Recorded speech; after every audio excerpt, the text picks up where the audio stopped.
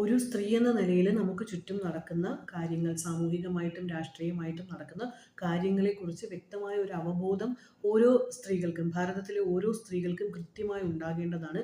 മാധ്യമങ്ങളോ രാഷ്ട്രീയ നേതാക്കളോ പറയുന്നത് കേട്ട് മാത്രമല്ല നമ്മൾ തീരുമാനമെടുക്കേണ്ടതും കാര്യങ്ങളെ മനസ്സിലാക്കേണ്ടതും. ആ ഒരു ഉദ്ദേശത്തോടു കൂടിയാണ് ഞാൻ ഇന്ന് ഈ വീഡിയോ ചെയ്യുന്നത്. ഇന്നലെ നമ്മുടെ പാർലമെന്റിൽ ഒരു ബില്ല് ഫെയിലായി. 131ാമത് ഭരണഘടനാ ഭേദഗതി bill, constitution amendment bill, 2/3 majority വോട്ടില്ലാത്തത് കാരണം ഒരു ബില്ല് പാർലമെൻറ്റിൽ ഇന്നലെ ഫെയിലായി. അത് ആ ബില്ലിനെ പിന്തുണച്ചവരുടെ പരാജയമായിട്ടും ആ ബില്ലിനെ എതിർത്തവരുടെ വിജയമായിട്ടുമൊക്കെ പല രീതിയിലും ആഘോഷിക്കപ്പെടുന്നുണ്ട്, ചർച്ച ചെയ്യപ്പെടുന്നുണ്ട്. പക്ഷേ ശരിക്കും അവിടെ എന്താണ് സംഭവിച്ചത്? ശരിക്കും അവിടെ പരാജയപ്പെട്ടത് ആരാണ് എന്നൊരു ചോദ്യമുണ്ട്. ആ ചോദ്യത്തിന് ഉത്തരം ഒന്നേ ഉള്ളൂ: ഭാരതത്തിലെ സ്ത്രീകളാണ്. ഭാരതത്തിലെ പോപ്പുലേഷൻ്റെ പകുതിയോളം, ഭാരതത്തിലെ ജനസംഖ്യയുടെ അല്ലെങ്കിൽ വോട്ട് ചെയ്യുന്ന ആളുകളിലെ പകുതിയോളം വരുന്ന സ്ത്രീകൾ എന്ന് പറയുന്ന ആ വലിയൊരു ശക്തി, സ്ത്രീകൾ, ഭാരതീയ സ്ത്രീത്വമാണ് ഇന്നലെ പാർലമെന്റിൽ ശരിക്കും പരാജയപ്പെട്ടത്. എല്ലാ രാഷ്ട്രീയവും മാറ്റിവെച്ചുകൊണ്ട് ഭാരതത്തിലെ ഒരു സ്ത്രീയായി നിന്നുകൊണ്ട് നമുക്ക് ഈ ബില്ലിനെയും ഇതിനെ ചുറ്റിപ്പറ്റി വന്ന കാര്യങ്ങളെയും ഒക്കെ ഒന്ന് അനലൈസ് ചെയ്ത് നോക്കാം. എന്താണ് നാരി ശക്തി വന്ദൻ അധിനിയമം എന്ന് പറയുന്നത്? അത് വുമൻസ് റിസർവേഷൻ ബില്ലാണ്. എന്ന് വെച്ചാൽ ഈ നിയമം എന്താണ് എന്ന് കൃത്യമായിട്ട് വിശദീകരിക്കാം. ലോക്സഭയിലും സംസ്ഥാന നിയമസഭകളിലും സ്ത്രീകൾക്ക് 33% സീറ്റ് സംവരണം ചെയ്യുന്ന ബില്ലാണ് ഈ വനിതാ സംവരണ ബില്ലെന്ന് പറയുന്നത്. നമുക്കറിയാം, പഞ്ചായത്ത് മുനിസിപ്പാലിറ്റി തലങ്ങളിലെല്ലാം സ്ത്രീകൾക്ക് 50% റിസർവേഷൻ ഉള്ളതുപോലെ ഈ പാർലമെന്റിലും നിയമസഭയിലും 33% സീറ്റ് വർധനവും സംവരണത്തോടുകൂടി കൊടുക്കുന്നതാണ് ഈ ബില്ലെന്ന് പറയുന്നത്. 33% സംവരണം എന്ന് പറയുമ്പോൾ അത് 1/3 സംവരണമാണ്. ആകെയുള്ള പാർലമെന്റിലെ ആകെയുള്ള സീറ്റ്, നിയമസഭയിലും പാർലമെന്റിലും ആകെയുള്ള സീറ്റിലെ 1/3 സംവരണം സ്ത്രീകൾക്കായിട്ട് നൽകുകയാണ് ചെയ്യുന്നത്. നിയമത്തിലെ SC/ST വിഭാഗങ്ങൾക്ക് ഓൾറെഡി സംവരണം ചെയ്തിട്ടുള്ള സീറ്റുകളിൽ 1/3% ആ വിഭാഗത്തിലെ സ്ത്രീകൾക്കായി സംവരണം ചെയ്യപ്പെടും. എന്നാൽ OBC വിഭാഗത്തിൽ ഒരു സബ് കോട്ട ഈ നിയമത്തിൽ പറയുന്നില്ല. OBC വിഭാഗത്തിന് സംവരണം ചെയ്തിട്ടുള്ള സീറ്റുകളിൽ അതിലെ 1/3 OBC വിഭാഗത്തിൽപ്പെട്ട സ്ത്രീകൾക്ക് നൽകണമെന്ന് ഒരു കാര്യം ഈ ഒരു ബില്ലിൽ പറയുന്നില്ല. അടുത്തത്, ഈ നിയമവുമായി ബന്ധപ്പെടുത്തി നമ്മൾ കേൾക്കുന്ന ഒരു കാര്യമുണ്ട്. അത് ഡീലിമിറ്റേഷൻ എന്നതാണ്. ഈ ഡീലിമിറ്റേഷൻ അല്ലെങ്കിൽ മണ്ഡല പുനർനിർണയം എന്ന് പറയുന്ന അതുകൊണ്ട് എന്താണ് ഉദ്ദേശിക്കുന്നതെന്ന് വെച്ചാൽ, ലോക്സഭയിലെയും നിയമസഭയിലെയും ഒക്കെ സീറ്റിൻ്റെ എണ്ണത്തിൽ വർധനവ് ഉണ്ടാവുന്നതാണ്. അതായത് ഇപ്പോഴുള്ള നിലവിലെ സീറ്റിൻ്റെ എണ്ണത്തിൽ വർധനവ് ഉണ്ടാവുന്ന ഒരു കാര്യമാണ് ഡീലിമിറ്റേഷൻ കൊണ്ട് ഉദ്ദേശിക്കുന്നത്. ഇപ്പോൾ നമുക്ക് അത് ഏത് രീതിയിലായിരിക്കും വരുന്നതെന്ന് വെച്ചാൽ, ഇപ്പോൾ പാർലമെന്റിൽ 543 ലോക്സഭാ സീറ്റുകളാണ് ഉള്ളത്. അത് ഈ ഡീലിമിറ്റേഷൻ കഴിയുമ്പോൾ 850 വരെ, ഒരു 850 വരെ ഉയരാനുള്ള സാധ്യതയുണ്ട്. അതിലൊരു 815ഓളം സീറ്റ് സംസ്ഥാനങ്ങൾക്കും ഒരു 35 സീറ്റോളം കേന്ദ്രഭരണ പ്രദേശം, യൂണിയൻ ടെറിട്ടറീസിലേക്കും പോകാനുള്ള സാധ്യതയാണ് ഉള്ളത്. ഇത് ഒരു ഡീലിമിറ്റേഷൻ കമ്മീഷൻ ഫോം ചെയ്ത് ഡീലിമിറ്റേഷൻ നടത്തി ലോക്സഭാ സീറ്റുകൾ വർദ്ധിപ്പിക്കുകയാണ് ചെയ്യുന്നത്. ഇതെങ്ങനെയാണ്, ഈ ഡീലിമിറ്റേഷൻ എന്ന് പറയുന്ന കാര്യം എങ്ങനെയാണ് നമ്മുടെ വുമൻസ് റിസർവേഷൻ ബില്ലുമായിട്ട് ബന്ധപ്പെട്ട് വരുന്നത് എന്നുള്ളൊരു കാര്യം ഞാൻ പറഞ്ഞുതരാം. ഈ ഡീലിമിറ്റേഷൻ എങ്ങനെയാണ് വിമൻസ് റിസർവേഷൻ ബില്ലുമായിട്ട് ബന്ധപ്പെട്ട് വരുന്നതെന്ന് വെച്ചാൽ, നമുക്ക് ഇപ്പോൾ ഉള്ള സീറ്റുകളിൽ നിന്നും 33% സീറ്റ് സ്ത്രീകൾക്കായിട്ട് സംവരണം ചെയ്ത് കൊടുക്കുകയാണെങ്കിൽ നിലവിലുള്ള പുരുഷന്മാരുടെ സീറ്റുകൾ സ്ത്രീകൾക്കായിട്ട് എടുത്തു കൊടുക്കേണ്ടി വരും. അങ്ങനെ വരുമ്പോൾ നിലവിലുള്ള രാഷ്ട്രീയ ആ ഒരു സ്ട്രക്ചറിന് തന്നെ ഒരു ഇംബാലൻസ് വരികയും അത് ആരും സമ്മതിക്കില്ല. രാഷ്ട്രീയമായിട്ട് തന്നെ അതിൽ ഒരുപാട് പ്രായോഗിക പ്രശ്നങ്ങൾ ഉണ്ടാവും. അതുകൊണ്ട് പുതിയതായിട്ട് സീറ്റുകൾ ക്രിയേറ്റ് ചെയ്ത് ആ സീറ്റുകൾ സ്ത്രീകൾക്കായിട്ട് സംവരണം കൊടുത്തുകൊണ്ട് ഒരു ബാലൻസ് ഉണ്ടാക്കാനാണ് ശ്രമിക്കുന്നത്. അപ്രകാരമാണ് ഈ ഡീലിമിറ്റേഷൻ വുമൻസ് റിസർവേഷൻ ബില്ലുമായിട്ട് ബന്ധപ്പെട്ട് കിടക്കുന്നത്. ഇപ്പം ഇതിൻ്റെ ഒരു സാങ്കേതിക പ്രശ്നം എന്ന് പറയുന്നത് വിമൻസ് റിസർവേഷൻ ബില്ല് ഇംപ്ലിമെൻറ്റ് ചെയ്യണമെന്നുണ്ടെങ്കിൽ പുതിയ സെൻസസ് എടുത്ത് ഇപ്പോഴുള്ള ജനസംഖ്യ പോപ്പുലേഷൻ കൗണ്ട് അക്യുറേറ്റ് ആക്കിയതിന് ശേഷം അതിന് അനുപാതമായി സീറ്റുകൾ വിഭജിച്ചതിന് ശേഷം പുതിയ സീറ്റുകൾ ഉണ്ടായി ആ സീറ്റുകൾ ആണ് വനിതകൾക്കായിട്ട് സംവരണം ചെയ്യുക. അങ്ങനെ ചെയ്താൽ മാത്രമേ, അതല്ലെങ്കിൽ നിലവിലുള്ള പുരുഷന്മാരുടെ സീറ്റുകളെല്ലാം എടുത്ത് വനിതകൾക്ക് കൊടുക്കേണ്ട ഒരു സാഹചര്യം ഉണ്ടാവും. അത് ടോട്ടലി ഒരു പൊളിറ്റിക്കൽ ഇംബാലൻസും ഒക്കെ ഉണ്ടാക്കാൻ സാധ്യതയുള്ളത് കൊണ്ട് അതിനോട് മെജോറിറ്റി ആളുകൾ യോജിക്കാതെ വരും എന്നുള്ളത് കൊണ്ട് രാഷ്ട്രീയമായിട്ട് അത് പ്രാക്ടിക്കലി പോസിബിൾ അല്ലാത്ത സാഹചര്യം ഉണ്ടാവും എന്നുള്ളത് കൊണ്ടാണ് ഈ നിയമം നടപ്പിലാകണമെങ്കിൽ സീറ്റ് വർധനവ് ഉണ്ടാവണം, അതായത് ഡീലിമിറ്റേഷനും കൂടി വരണം എന്ന രീതിയിൽ ഡീലിമിറ്റേഷനുമായിട്ട് ഈ ബില്ല് ബന്ധപ്പെടുന്നത്, അതിനൊരു കണക്ഷൻ ഉണ്ടാവുന്നത് ഇപ്രകാരമാണ്. ഈ ബില്ലിൻ്റെ മെയിൻ ഒബ്ജക്റ്റീവ് എന്ന് പറയുന്നത് നമ്മുടെ രാജ്യത്തെ പകുതിയോളം വരുന്ന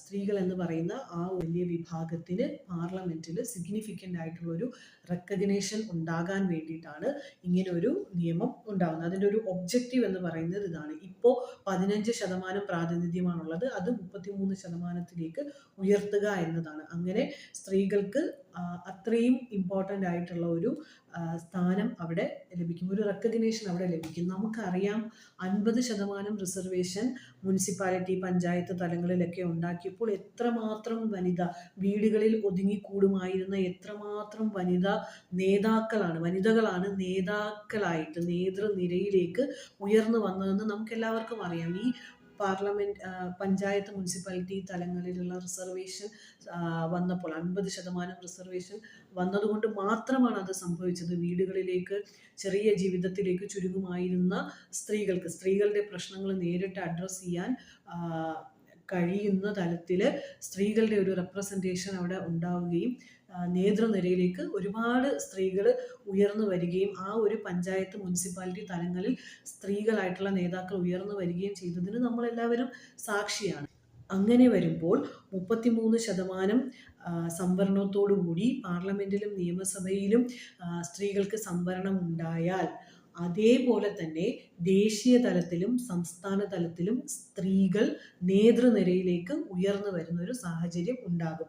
ഈ ബില്ലിൻ്റെ ഏറ്റവും പ്രധാനപ്പെട്ട പോസിറ്റീവായിട്ടുള്ള കാര്യവും ഒരു മെയിൻ ഒബ്ജക്റ്റീവ് എന്ന് പറയുന്നതും ഈ ഒരു കാര്യമാണ്. നേതൃനിരയിലേക്ക്, ലീഡർഷിപ്പ് റോളിലേക്ക് സ്ത്രീകൾ വരും. ഭാരതത്തിൻ്റെ പോളിസി മേക്കിംഗ്, അതായത് നയരൂപീകരണത്തിലും ഡിസിഷൻ മേക്കിങ്ങിലും സ്ത്രീകൾക്ക് പ്രാതിനിധ്യം ഉണ്ടാകും. സ്ത്രീകളുടെ ശബ്ദം അവിടെ കേൾക്കും. സ്ത്രീകളുമായി ബന്ധപ്പെട്ട വിദ്യാഭ്യാസം, ആരോഗ്യം, സാമൂഹ്യ സുരക്ഷ പോലുള്ള വിഷയങ്ങളെ കൂടുതൽ ബെറ്ററായി അഡ്രസ്സ് ചെയ്യാൻ സ്ത്രീകൾക്കാണ് സാധിക്കുക. ആ ഒരു റെപ്രസെൻറ്റേഷൻ പാർലമെന്റിലും നിയമസഭകളിലും ഉണ്ടാകും എന്നതാണ് ഈ ബില്ലിൻ്റെ ഏറ്റവും സുപ്രധാനമായിട്ടുള്ള ഒരു പോസിറ്റീവ് വശം എന്ന് പറയുന്നത്. ലോകമെമ്പാടുമുള്ള പഠനങ്ങൾ പറയുന്നുണ്ട്. ലോകമെമ്പാടുമുള്ള പല രാജ്യങ്ങളിലും നടത്തിയ പഠനങ്ങളിൽ തെളിഞ്ഞിട്ടുള്ളൊരു കാര്യമാണ്. ലോകമെമ്പാടുമുള്ള പല പഠനങ്ങളും വ്യക്തമാക്കുന്ന ഒരു കാര്യമുണ്ട്. പോളിസി മേക്കിങ്ങിൽ സ്ത്രീകൾ, അതായത് നയരൂപീകരണത്തിൽ സ്ത്രീകൾ മുന്നോട്ട് വരും, അല്ലെങ്കിൽ സ്ത്രീകൾ നേതൃത്വം കൊടുത്തുകൊണ്ട് നയരൂപീകരണം നടക്കുന്ന രാജ്യങ്ങളിൽ, പ്രദേശങ്ങളിൽ സോഷ്യൽ ഡെവലപ്മെൻറ്റ്, അതായത് സാമൂഹിക വികസനം വളരെ കൂടിയ നിരക്കിലാണ് ഉണ്ടായിട്ടുള്ളത് എന്നതിന് നമ്മുടെ മുന്നിൽ ഒരുപാട് ലോകോത്തര പഠനങ്ങളുണ്ട്. അപ്പോൾ ഈ വനിതാ സംവരണ ബില്ല് യാഥാർത്ഥ്യമായിരുന്നെങ്കിൽ, അല്ലെങ്കിൽ ആകുകയാണെങ്കിൽ സംഭവിക്കാൻ സാധ്യതയുള്ള കാര്യങ്ങളാണ് ഞാനിപ്പോൾ പറഞ്ഞത്. സ്ത്രീകളുടെ ശബ്ദം, സ്ത്രീകൾക്ക് വേണ്ട വിധത്തിലുള്ള റെപ്രസെൻറ്റേഷൻ നിയമനിർമ്മാണ സഭകളിൽ ഉണ്ടാവുകയും അതിലൂടെ സ്ത്രീ ശാക്തീകരണം എന്ന വാക്ക് അതിൻ്റെ എല്ലാ അർത്ഥത്തോടും കൂടി പ്രാവർത്തികമാക്കാൻ നമുക്ക് സാധിക്കുകയും ചെയ്യുമായിരുന്നു. ഇനി ഈ ബില്ലിന് ചലഞ്ചസ് ഉണ്ടോ, നെഗറ്റീവായിട്ടുള്ള എന്തെങ്കിലും കാര്യങ്ങളുണ്ടോ, ചലഞ്ചസ് ഉണ്ടോ, ഇംപ്ലിമെൻറ്റ് ചെയ്യുന്നതിൽ ചലഞ്ചസ് ഉണ്ടോ എന്ന് ചോദിച്ചാൽ തീർച്ചയായിട്ടും ഉണ്ട്. അത് എന്താണെന്ന് വെച്ചാൽ ഡിലേ ആണ്. ഈ ഒരു ടെക്നിക്കലായിട്ടുള്ള കാര്യങ്ങളെല്ലാം നടന്ന്, ഇപ്പോൾ ഡീലിമിറ്റേഷൻ ആണെങ്കിലും സെൻസസ് ആണെങ്കിലും ഇതിനിടയിൽ വരുന്ന രാഷ്ട്രീയമായിട്ടുള്ള പല കടമ്പകളും കടന്ന് ഈ ഒരു നിയമം പ്രാവർത്തികമാക്കുന്നതിൽ ഒരുപാട് ഡിലേ ഉണ്ട്. അപ്പോൾ അത് ടോട്ടലി സ്ത്രീകളോട് കാണിക്കുന്ന ഒരു അനീതിയാണ്. സ്ത്രീകളുടെ ഒരു നമുക്ക് ഇപ്പോൾ ഡിലേഡ് ആയിട്ട് ലഭിക്കുന്ന നീതിയും ജസ്റ്റിസും ഒന്നും നമുക്കത് നീതിയായിട്ട് കൂട്ടാൻ സാധിക്കില്ല എന്ന് പറയുന്നത് പോലെ ഈ ഒരു കാര്യം പ്രാവർത്തികമാക്കിയെടുക്കാൻ ഒരുപാട് ഡിലേ ഉണ്ട്. സാങ്കേതിക കാരണങ്ങൾ കൊണ്ടും രാഷ്ട്രീയ കാരണങ്ങൾ കൊണ്ടും ഒരുപാട് ഡിലേ ഉണ്ടാകും. അതൊരു യാഥാർത്ഥ്യമാണ്. പിന്നെയുള്ളൊരു ചലഞ്ച് എന്ന് പറയുന്നത് പ്രോക്സി പൊളിറ്റിക്സ് ആണ്. പ്രോക്സി പൊളിറ്റിക്സ് എന്ന് പറയുന്നത് സ്ത്രീകൾക്ക് ഏറ്റവും വലിയ രീതിയിൽ നമ്മുടെ രാജ്യത്തെ സ്ത്രീകൾക്ക് ദോഷകരമായി സംഭവിക്കാൻ സാധ്യതയുള്ള ഒരു കാര്യമാണ് പ്രോക്സി പൊളിറ്റിക്സ് എന്ന് പറയുന്നത്. പ്രോക്സി പൊളിറ്റിക്സ് നമ്മൾ ഇപ്പോഴത്തെ നിലവിലെ രാഷ്ട്രീയ സാഹചര്യത്തിൽ, അതായത് 50% റിസർവേഷൻ ഉള്ള മുനിസിപ്പാലിറ്റി പഞ്ചായത്ത് തലങ്ങളിൽ പോലും നമ്മൾ കാണുന്ന ഒരു കാര്യം തന്നെയാണ് പ്രോക്സി പൊളിറ്റിക്സ് എന്ന് പറയുന്നത്. അതായത് ബാക്ക് സീറ്റ് ഡ്രൈവിംഗ് എന്നൊക്കെ പറയുന്ന പോലെ ഒരു പുരുഷനായിട്ടുള്ള രാഷ്ട്രീയ നേതാവിൻ്റെ ഭാര്യയോ മകളെയോ അവർ പറയുന്നത് അനുസരിക്കുന്ന, അവർക്ക് വേണ്ടപ്പെട്ട സ്ത്രീകളെയോ ആരെങ്കിലും മുൻനിർത്തിക്കൊണ്ട് അങ്ങനെ ഒരു വനിതാ റെപ്രസെൻറ്റേഷൻ വന്നതുകൊണ്ട് അവർക്ക് മത്സരിക്കാൻ സാധിക്കാത്തത് കൊണ്ട് അവരുടെ ആജ്ഞാനുവർത്തികളായ അല്ലെങ്കിൽ അവർക്ക് വേണ്ടപ്പെട്ടവരായിട്ടുള്ള സ്ത്രീകളെ മത്സരിപ്പിച്ച് വിജയിപ്പിച്ചതിന് ശേഷം അവർ തന്നെ ബാക്ക് സീറ്റ് ഡ്രൈവിംഗ് ചെയ്യുന്ന അല്ലെങ്കിൽ അവർ തന്നെ ഡിസിഷൻ എടുക്കുന്ന ഒരു തലത്തിലേക്ക് ഈ ഒരു കാര്യം പോകാൻ ഈ ഒരു പ്രോക്സി പൊളിറ്റിക്സിൻ്റെ സാധ്യത ഈ ബില്ലിന് വളരെ കൂടുതലാണ്. അങ്ങനെ വരുമ്പോൾ ഒരിക്കലും ഈ ബില്ലിന് നമ്മൾ ഉദ്ദേശിക്കുന്ന ഫലം കിട്ടില്ല. സ്ത്രീകൾ ഇൻഡിപെൻഡൻ്റ് ആയി, സ്ത്രീകൾ സ്വതന്ത്രമായ രാഷ്ട്രീയ തീരുമാനങ്ങളും പോളിസി ഡിസിഷൻസും ഒക്കെ എടുക്കുന്ന ഒരു സാഹചര്യം ഉണ്ടായാൽ മാത്രമേ നമ്മൾ ഉദ്ദേശിക്കുന്ന ഒരു ഫലം ഈ ബില്ലിലും ഉണ്ടാകൂ. പക്ഷേ പ്രോക്സി പൊളിറ്റിക്സ് എന്ന് പറയുന്നത് ഈ ബില്ലിൻ്റെ ഏറ്റവും വലിയൊരു ചലഞ്ചാണ്. പുരുഷന്മാർ ബാക്ക് സീറ്റ് ഡ്രൈവിംഗ് നടത്തിക്കൊണ്ട് അല്ലെങ്കിൽ പുരുഷന്മാർ അവരുടെ തീരുമാനങ്ങൾ സ്ത്രീകളിലൂടെ നടപ്പിലാക്കുന്ന ഒരു രാഷ്ട്രീയ സാഹചര്യം ഒരിക്കലും സ്ത്രീകൾക്ക് ഗുണകരമാവില്ല. പിന്നെ ഇതിലുള്ള ഒരു ചലഞ്ച് എന്ന് പറയുന്നത് OBC വിഭാഗത്തിലെ സ്ത്രീകൾക്ക്, OBC വിഭാഗത്തിലെ OBC സീറ്റുകളായി സംവരണം ചെയ്തിട്ടുള്ള സീറ്റിൽ അതിലെ 1/3 സ്ത്രീകൾക്ക് നൽകണമെന്നൊരു കാര്യം ഈ ബില്ലിൽ വരാത്തത് കൊണ്ട് തന്നെ OBC വിഭാഗത്തിലെ പിന്നോക്ക അവസ്ഥയിലുള്ള സ്ത്രീകൾക്ക് പ്രാതിനിധ്യം കിട്ടാതെ പോകുന്ന ഒരു സാഹചര്യം ഇതിനകത്തുണ്ടാവാൻ സാധ്യതയുണ്ട്. അതൊരു ചലഞ്ചാണ്. പിന്നുള്ളത് റൊട്ടേഷൻ രീതിയാണ്. ഈ ഒരു സീറ്റ് ഓരോ 5 വർഷം കഴിയുമ്പോഴും ഈ വനിതാ സംവരണം നടന്നിട്ടുള്ള സീറ്റുകൾ റൊട്ടേറ്റ് ചെയ്ത് വരും. അതായത് 5 വർഷം അവിടെ ഒരു വനിതാ സംവരണമാണ്. അത് കഴിയുമ്പോൾ 5 വർഷം കഴിയുമ്പോൾ അത് മാറി വേറൊരു സീറ്റിലേക്കാണ് അത് പോകുന്നത്. അപ്പോൾ അവിടെ വനിതാ സംവരണ സീറ്റ് എന്നുള്ളത് മാറി അതൊരു ജനറൽ സീറ്റായിട്ട് മാറും. അങ്ങനത്തെ സാഹചര്യത്തിൽ അത് ഏതൊരു ജനപ്രതിനിധിക്കും ലോങ് ടേമിലുള്ള ദീർഘകാല അടിസ്ഥാനത്തിലുള്ള വികസന പ്രവർത്തനങ്ങളൊക്കെ മുന്നോട്ട് വയ്ക്കാൻ ഏതൊരു ജനപ്രതിനിധിക്കും ബുദ്ധിമുട്ടുണ്ടാക്കുന്ന കാര്യമാണ് ഈ റൊട്ടേഷൻ ബേസ്. വനിതാ സംവരണം വരുമ്പോൾ വരുന്ന ഈ ഒരു റൊട്ടേഷൻ ബേസിസ് എന്ന് പറയുന്നത് ഏതൊരു ജനപ്രതിനിധിക്കും അവരുടെ ദീർഘകാല അടിസ്ഥാനത്തിൽ വികസന പ്രവർത്തനങ്ങൾ മുന്നോട്ട് വയ്ക്കാൻ, അവരുടെ മണ്ഡലം എന്നുള്ള ഒരു രീതിയിൽ വീണ്ടും അവർ തന്നെ അവിടേക്ക് വരുമെന്ന ഒരു പ്രതീക്ഷയോടുകൂടി വർക്ക് ചെയ്യാനുള്ള ഒരു ബുദ്ധിമുട്ടുണ്ടാക്കുമെന്നത് ഈ ഒരു റൊട്ടേഷനും ഇതിൻ്റെ ഒരു ചലഞ്ചാണ്. ഇനി നമുക്ക് ഈ ബില്ലിൻ്റെ ഒരു കൺക്ലൂഷൻ എന്താണ്, ഈ ബില്ല് നമുക്ക് ആകെ മൊത്തത്തിൽ എങ്ങനെയാണ് എന്താണെന്ന് പറയാം. ഈ ബില്ല് ഇതിൽ പറഞ്ഞിരിക്കുന്നത് പോലെ 33% പ്രാതിനിധ്യത്തോടു കൂടി ഭാരതത്തിലെ സ്ത്രീകൾക്ക് 33% പ്രാതിനിധ്യം നിയമനിർമ്മാണ സഭകളിൽ ഉണ്ടാക്കാൻ കഴിയുകയാണെങ്കിൽ, നിയമനിർമ്മാണ സഭയിൽ സംവരണം നൽകുകയാണ് എന്നുണ്ടെങ്കിൽ ഭാരതീയ സ്ത്രീത്വത്തിൻ്റെ ശാക്തീകരണത്തിനുള്ള വിപ്ലവകരമായ ഒരു ചുവടുവയ്പ്പായിരിക്കും ഈ ബില്ല് എന്നതിൽ യാതൊരു സംശയവുമില്ല. അതിൻ്റെ ആദ്യത്തെ ചുവടുവയ്പ്പായിരിക്കും ഇത്. ഏറ്റവും സ്ത്രീ ശാക്തീകരണം എന്ന വാക്കിന് അതിൻ്റെ എല്ലാ പൂർണ്ണമായ അർത്ഥത്തോടു കൂടി അടിത്തറ പാകുന്ന ഒരു വലിയ വിപ്ലവകരമായ ഒരു നീക്കം തന്നെയായിരിക്കും ഈ ഒരു ബില്ല് നമ്മുടെ ഇടയിലേക്ക്, ഭാരതത്തിലെ സ്ത്രീകൾക്ക് ഇടയിലേക്ക് വന്നു കഴിഞ്ഞാൽ ഭാരതത്തിലെ സ്ത്രീകൾക്ക് 33% സംവരണം നിയമനിർമ്മാണ സഭകളിൽ ലഭിച്ചു കഴിഞ്ഞാൽ ഉണ്ടാവുക. പക്ഷെ യാഥാർത്ഥ്യത്തിൽ എന്താണ് സംഭവിച്ചത്? പക്ഷെ നമുക്ക് കേൾക്കുമ്പോൾ ഇത്രയും നല്ലൊരു ബില്ലായിരുന്നിട്ടും എന്തുകൊണ്ടാണ് ഇതിന് 4 സൈഡിൽ നിന്നും എതിർപ്പ് വരുന്നത്?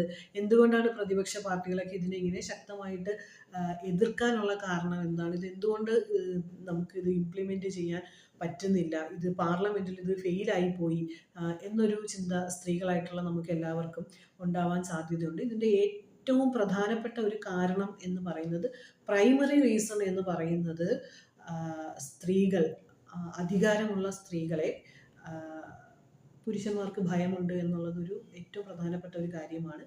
സ്ത്രീകൾ പവറിലേക്ക് വരിക എന്ന് പറയുന്നത് ആകെ മൊത്തത്തിൽ പുരുഷന്മാർക്ക് അംഗീകരിക്കാൻ ഒരു ബുദ്ധിമുട്ടുള്ള കാര്യം തന്നെയായിരിക്കും. ഏറ്റവും പ്രൈമറി ആയിട്ടുള്ള ഒരു റീസൺ അതാണ്. മറ്റ് രാഷ്ട്രീയ സാങ്കേതികമായിട്ടുള്ള ടെക്നിക്കൽ റീസൺസ് എല്ലാം ഇതിന് പിന്നിലുണ്ട്.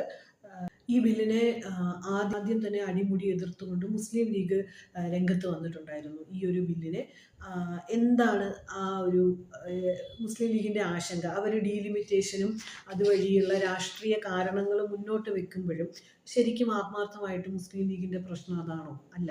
മുസ്ലിം ലീഗിൻ്റെ പ്രശ്നം എന്ന് പറയുന്നത് ലിംഗസമത്വത്തെ ഒരിക്കലും അംഗീകരിക്കാത്ത ഒരു ഐഡിയോളജിയാണ് ആ പാർട്ടിക്കുള്ളത്.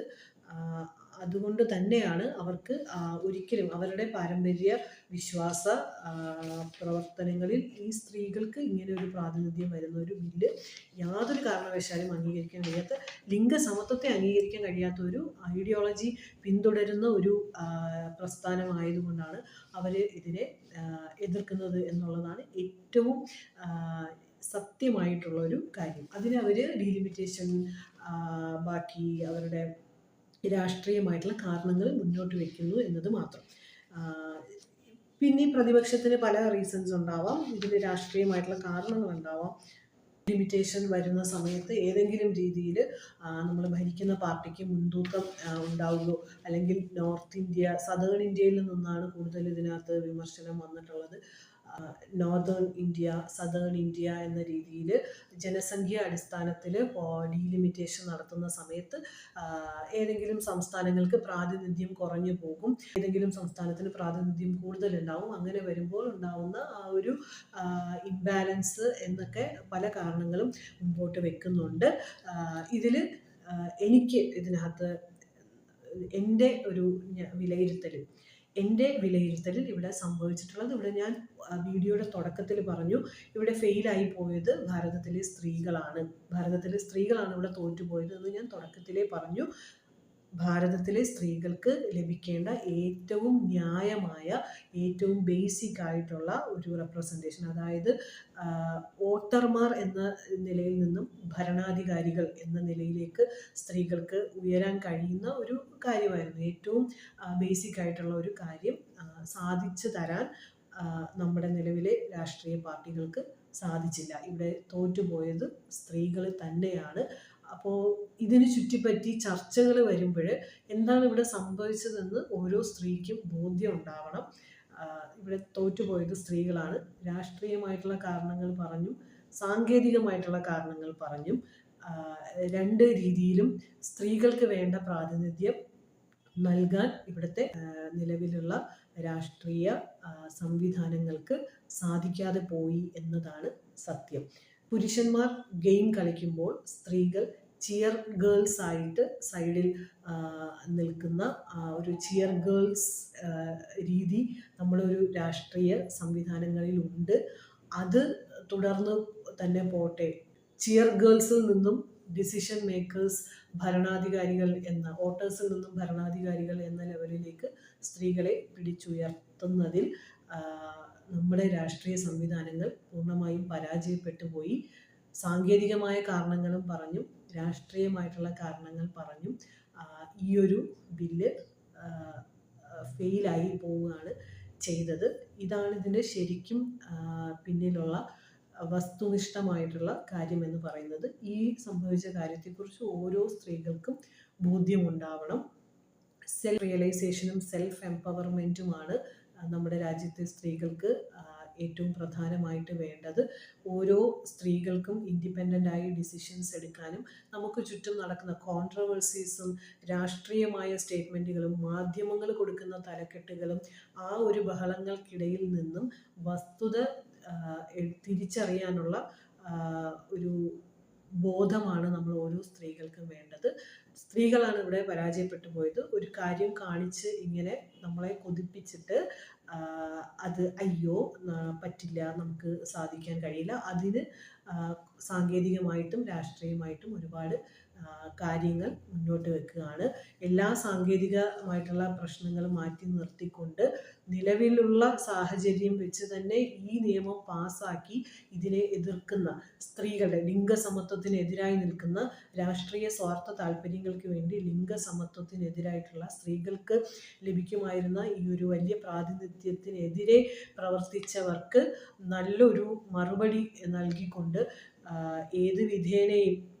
ഏത് വിധേനയും സാങ്കേതികമായിട്ടുള്ള കാരണങ്ങൾ പറഞ്ഞ് ഈ ഒരു ബില്ല് ഡിലേ ചെയ്യാതെ, ഈ ഒരു ബില്ല് നടപ്പിലാക്കുന്നതിൽ നിന്ന് പിന്മാറാതെ ഈ ഒരു മുന്നോട്ട് വെച്ച സ്ത്രീകൾക്ക് വേണ്ടിയിട്ട് മുന്നോട്ട് വെച്ച സ്ത്രീകളെ ഉയർത്തിക്കൊണ്ട് വരാനായി മുന്നോട്ട് വെച്ച ഈ ഒരു ആശയവുമായിട്ട് മുന്നോട്ട് പോവുക തന്നെ ചെയ്യണം എന്നൊരു അഭ്യർത്ഥനയാണ് എനിക്ക് ഈ കാര്യത്തിലുള്ളത്.